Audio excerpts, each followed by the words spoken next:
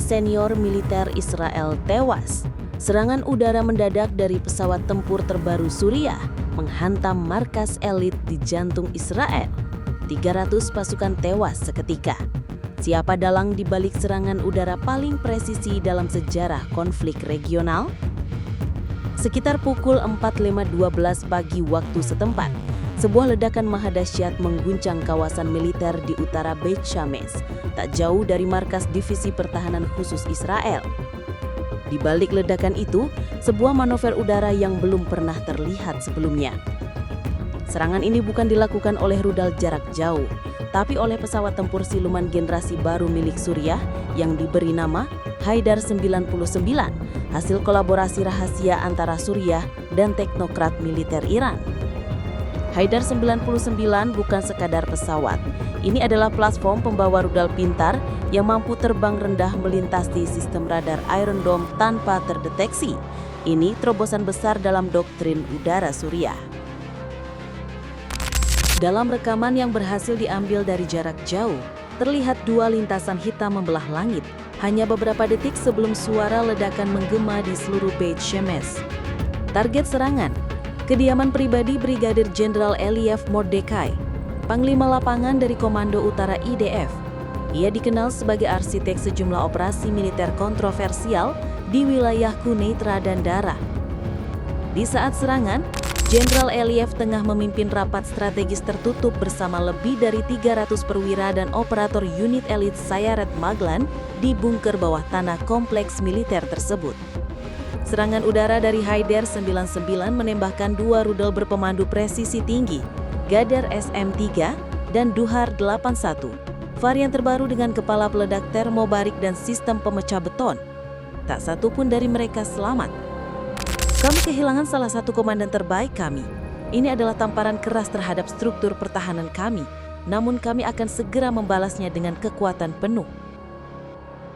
Ledakan menghancurkan bukan hanya struktur fisik, tapi juga menyobek pusat kendali komunikasi yang terhubung ke sistem drone militer dan komando brigade tempur di perbatasan utara. Akibatnya, jaringan militer Israel mengalami kebutaan selama lebih dari 6 jam. Momen yang menurut banyak analis adalah waktu paling rentan dalam sejarah modern Israel. Dari sumber-sumber di Damaskus diketahui bahwa operasi ini bernama Operasi Bayangan Balasan, dipimpin langsung oleh Letnan Marwan Al-Hadid, pilot elit yang disebut-sebut sebagai hantu udara dari Latakia. Menurut dokumen yang bocor dari intelijen Rusia, pesawat Haidar 99 lepas landas dari pangkalan T-4 Suriah, menempuh rute melingkar via perbatasan Irak-Jordan, menghindari radar AS dan Israel sebelum menyelinap masuk melalui lembah Arafah saat malam mencapai titik tergelapnya. Jalur yang ditempuh memanfaatkan celah dalam rotasi satelit pengintai. Kemampuan manuver siluman Haidar 99 membuat Israel terlambat merespons. Baru setelah rudal menghantam dan radar terdeteksi, terbuka, Iron Dome aktif. Tapi semuanya sudah terlambat. Serangan ini mengirim pesan, kami bisa menyentuhmu, bahkan di jantung kekuasaanmu. Pemerintah Israel kini menghadapi tekanan besar. Rakyat bertanya, bagaimana mungkin satu pesawat musuh bisa menembus semua lapisan pertahanan dan menghancurkan pusat kekuatan militer sekelas Beit Shemesh? Dewan Keamanan PBB kembali menggelar sidang tertutup. Sementara itu Washington menyerukan penahanan diri. Tetapi di balik layar, pesawat-pesawat F-35AS dikabarkan mulai dipindahkan ke Tel Aviv sebagai bentuk perisai tak langsung.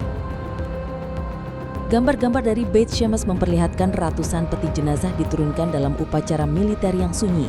Perdana Menteri Israel menyatakan masa berkabung nasional selama 3 hari. Namun publik tahu, pembalasan hanya soal waktu. Drone-drone dan unit udara Israel sudah bergerak. Sebagian dikabarkan mengarah ke Suriah Barat di sekitar Dara'ah dan Soeida. 1 pesawat, 2 rudal, 300 korban. Ini bukan sekedar pertempuran. Ini pesan yang dikirim dari langit. Apakah ini awal dari perang langit Timur Tengah? Atau hanya episode pembuka dari konflik panjang yang akan membakar seluruh kawasan? Kami akan terus memantau perkembangan terbaru. Tetap bersama kami di kanal ini. Berikan pendapat kalian di kolom komentar, apakah ini pembalasan yang adil atau awal dari malapetaka lebih besar? Sampai jumpa di laporan khusus berikutnya.